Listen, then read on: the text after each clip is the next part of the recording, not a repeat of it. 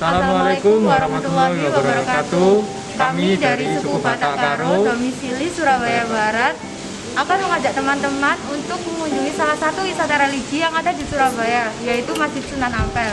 Di sini kami akan menjelaskan tentang asal-usul berdirinya wisata Sunan Ampel sendiri, kemudian bagian-bagian tempat yang khusus atau yang wajib dikunjungi untuk teman-teman semua, kemudian kelebihan dan kekurangan, dan fungsi manfaat wisata religi Sunan Ampel.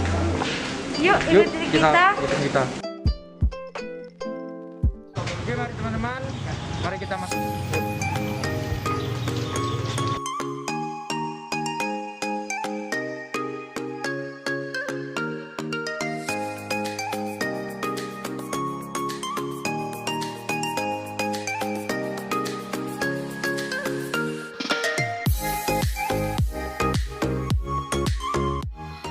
Latar belakang salah satu tokoh wali songo yang turut menyebarkan ajaran Islam di Jawa adalah Sunan Ampel, atau lebih dikenal dengan Raden Muhammad Ali Rahmatullah atau disebut juga Raden Rahmat. Ia merupakan anak dari Maulana Malik Ibrahim atau yang dikenal dengan Sunan Gresik. Yuk mari simak profil dan riwayat Sunan Ampel dalam menyebarkan ajaran agama Islam.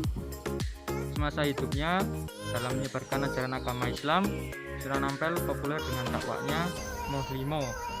Ia juga merupakan pencetus kerajaan Islam pertama di Jawa dan turut membantu pembangunan Masjid Agung Demak.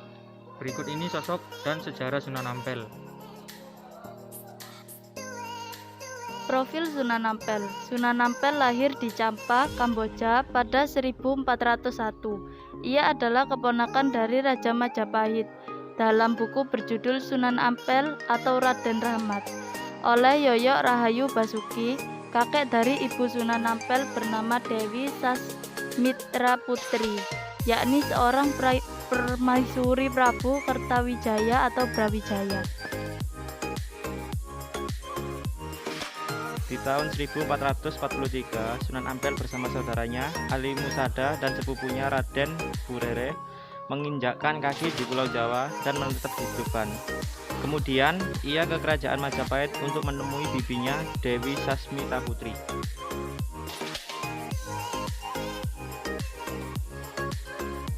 Selanjutnya, Sunan Ampel berdakwah menyebarkan ajaran agama Islam di wilayah kerajaan Majapahit yang saat itu sedang dalam masa kelam. Hal ini karena kehidupan para adipati dan staf kerajaan yang suka bermewah-mewah dan berpesta, sehingga membuat Prabu Brawijaya sedih karena kerajaannya menjadi kacau.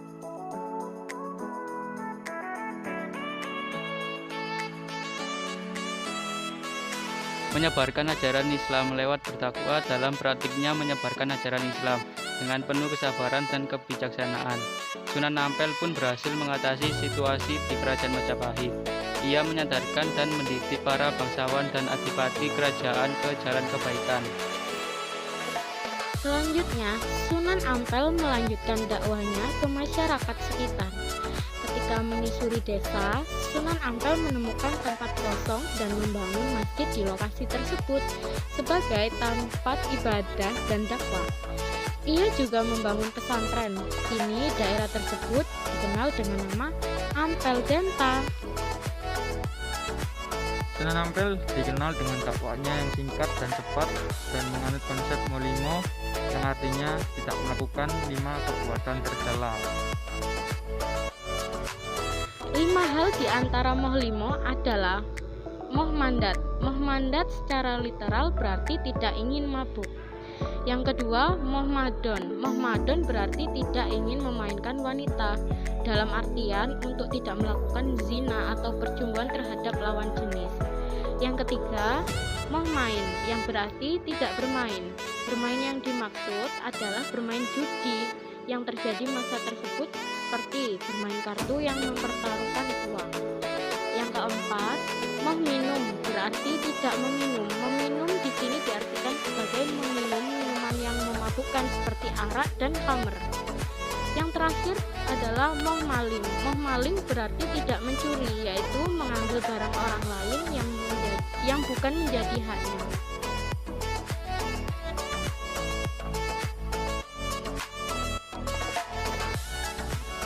dari sisi keluarganya, Sunan Ampel memiliki 2 istri, yaitu Nyai Ageng Manila atau Nyi Gede Manila, Putri Temunggung Wilapika, dan Mas Karima, Putri Ki Wirasuryo.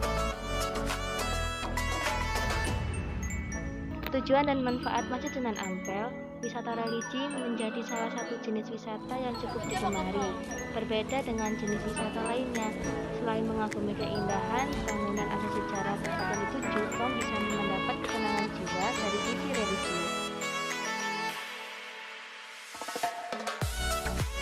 Wisata religius Sunan Ampel juga berguna untuk menghilangkan keadaan yang stres atau kacau dalam rutinitas sehari-hari seperti kuliah atau bekerja. Tentu membuat teman-teman stres atau kebingungan. Belum lagi saat kamu tinggal di kota besar yang penuh kemacetan. Guna menghilangkan stres, wisata religi bisa menjadi alternatifnya karena mendekatkan dengan Yang Maha Kuasa melalui wisata religi Sunan Ampel.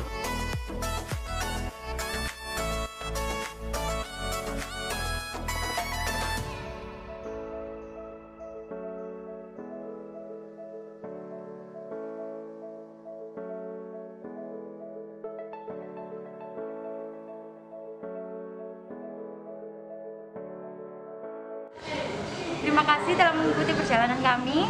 Kurang lebihnya kami mohon maaf. Jangan lupa ke Ampel ya guys. Wassalamualaikum warahmatullahi wabarakatuh. Dadah.